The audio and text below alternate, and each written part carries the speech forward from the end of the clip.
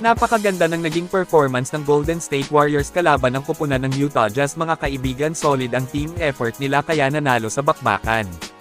Mas nagiging konektado na silang lahat ngayon sa opensa at depensa, napakagandang tingnan ang nilaro nila dito, maayos na tingnan, very organized yung offense at defense ng Dubs. Well, maliban kay Stephen Curry ay kapansin-pansin ang pag-iinit naman na ngayon nitong si DeAnthony Melton. Kung sisipatin po natin ang koneksyon nila ngayon ni Curry, ay ito na nga yung hinahanap ng maraming fans na galawan ni Melton last season. Ibang klase ang tandem sa opensa ni Steph at DeAnthony, parehong mahusay na playmaker kaya mas mapapadaling umiscore kapag sabay sila sa loob.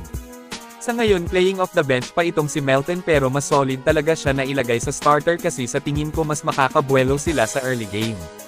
Na kung saan napansin naman na siguro ng marami na medyo lugi sila sa umpisa sa mga nagdaang mga laban, medyo kulang kasi ng produksyon sa opensa nila at kulang sa hustle sa depensa sa labas. Mas magalaw kasi si Melton kesa kay Moses Moody kaya mas okay siya ilagay bilang starting shooting guard.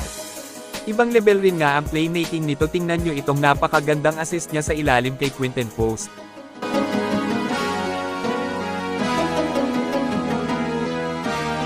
Napansin din natin na bumalik na ang kakaibang tirada ni Melton sa 3-point area, pumapasok na ang kanyang mga bitaw sa threes ngayon unlike noong mga nagdaang laban nila na ayaw pumasok ang mga tira niya sa labas.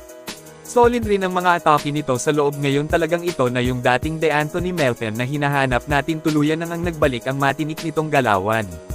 Tingnan nyo pa dito kung papaano siya kagaling sa depensa mga kaibigan.